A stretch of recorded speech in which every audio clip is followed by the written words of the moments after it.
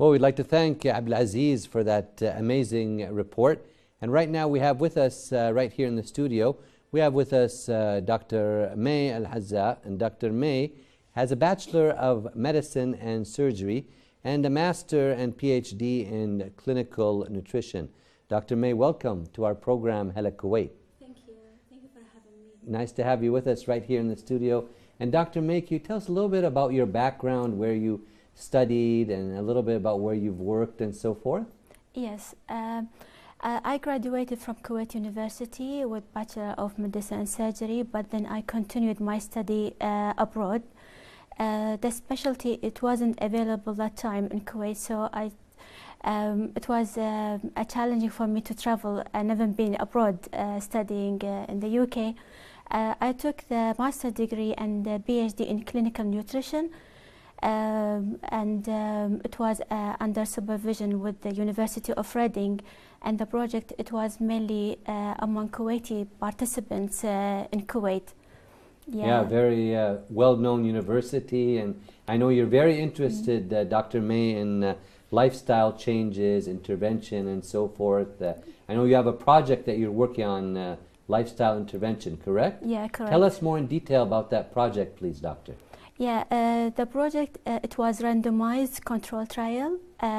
Basically, it was lifestyle intervention, including diet and physical activity advice for type 2 diabetes patients in Kuwait.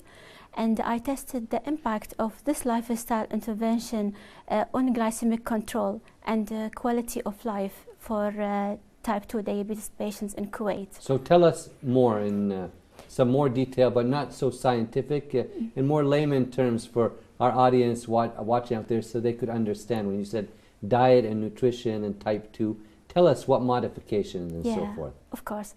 Yeah, I recruited 40 participants from a rehab polyclinic. A rehab polyclinic is in the Farwaniya Governorate.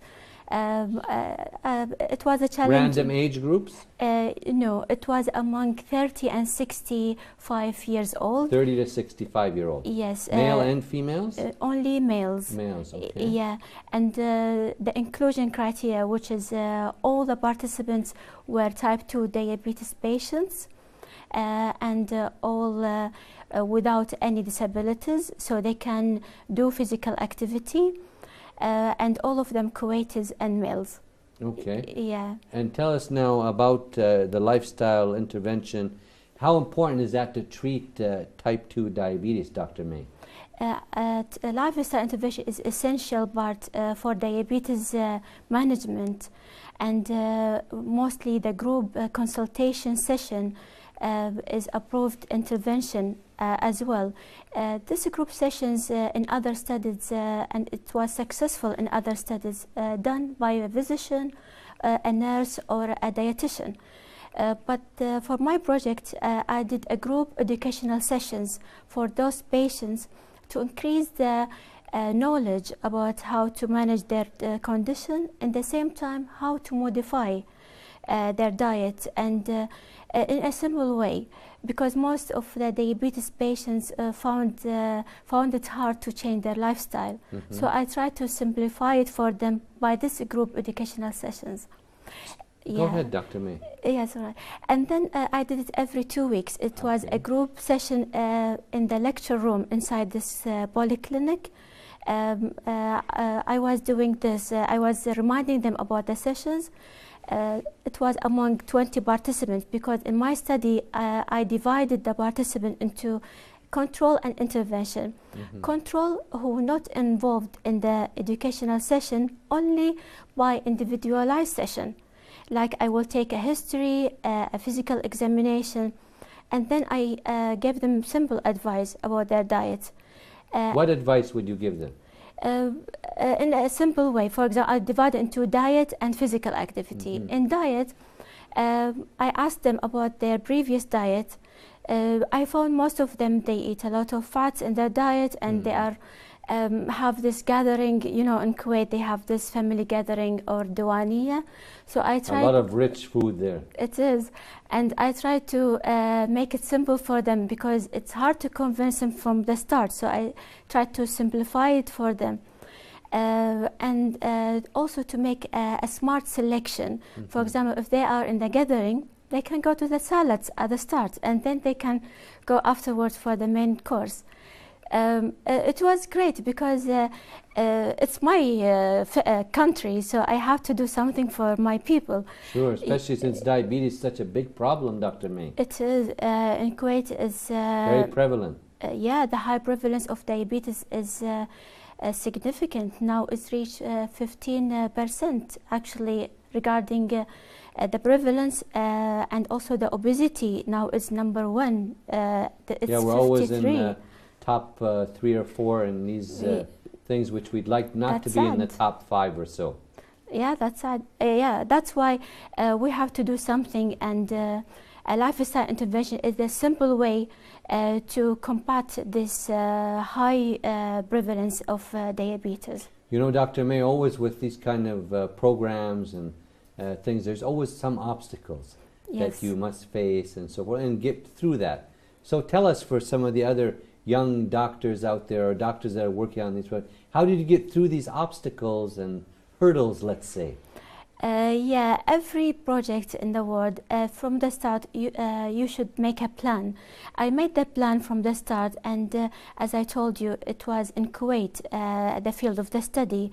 But for me to travel more frequent from the UK to Kuwait, it was challenging because I should meet the deadlines and these travels. But the main problem or obstacle I faced, actually, it was the ethical committee approval. Because for any research, we should take the ethics approval, and it's essential, of course. Sure, that's a standard that you must do. It is, but for me, I did it from both sides, from Kuwait and from University of Reading. And because the project is new in Kuwait, so there was a lot of paperwork I should go through, but eventually it's all done. It takes some time. Yeah, that's the obstacle sometimes. Yeah, you must be patient.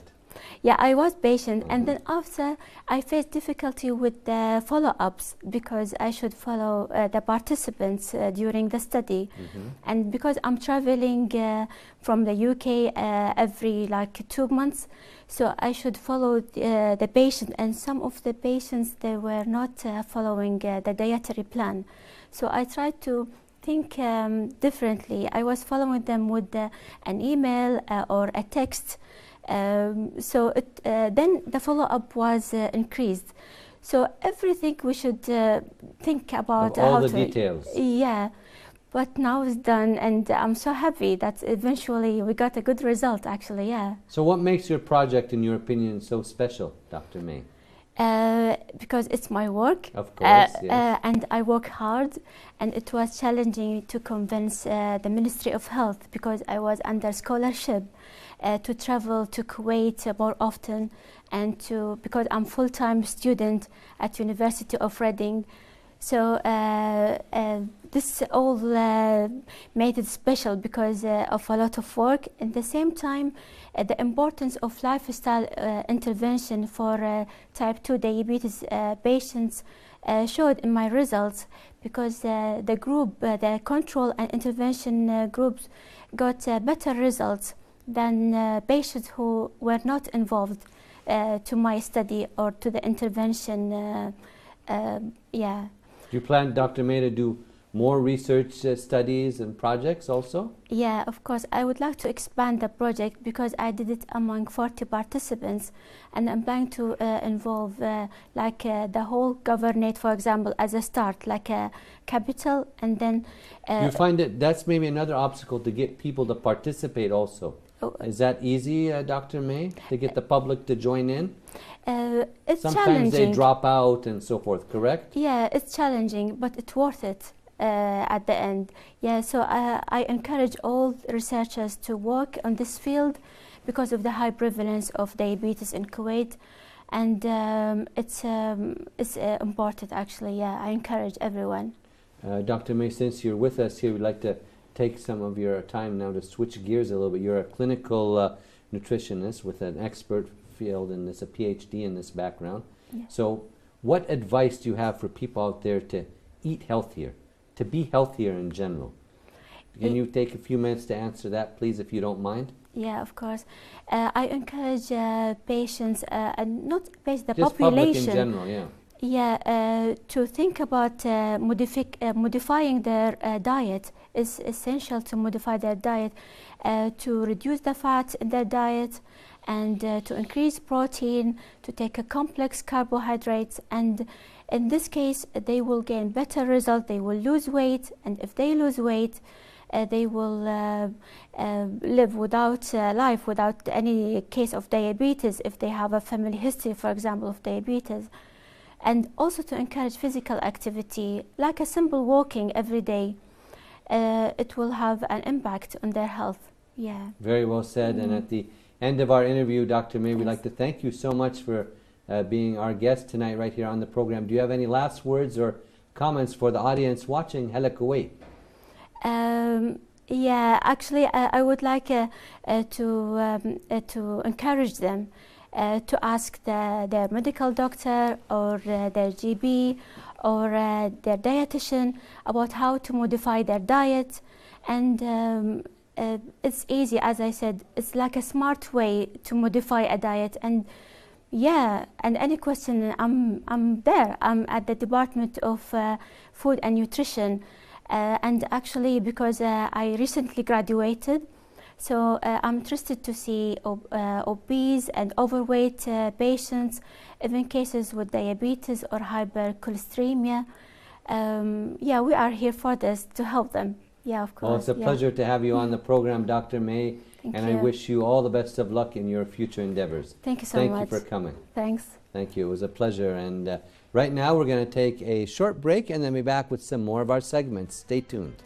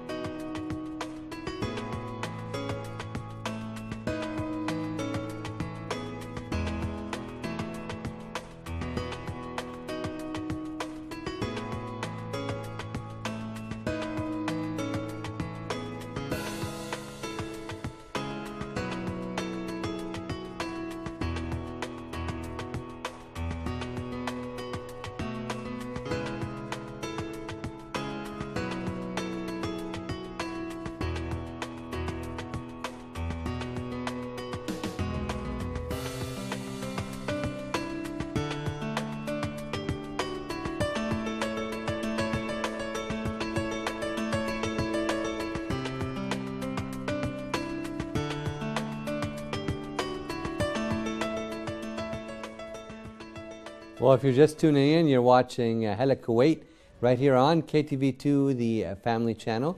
And we're going to move on to another one of our fabulous reports. We're going to go to the media department at the Ministry of Health and take a look at their public awareness segment. Stay tuned for this, coming up shortly.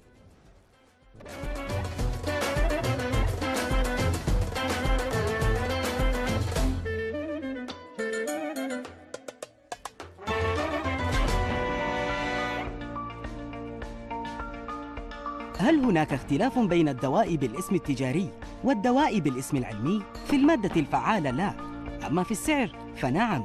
الاسم التجاري يلزمك بخيار واحد قد يكون الأغلى سعراً، أما الاسم العلمي فإنه يعطيك خيارات متعددة وبنفس الجودة. من حقك أن تطلب من الطبيب كتابة الدواء بالاسم العلمي، ألا تلزم بصرف الدواء من صيدلية معينة، وأن تسأل الصيدلي عن جميع الخيارات المتوفرة إن وجدت، مع تمنياتنا لكم بالصحة والعافية.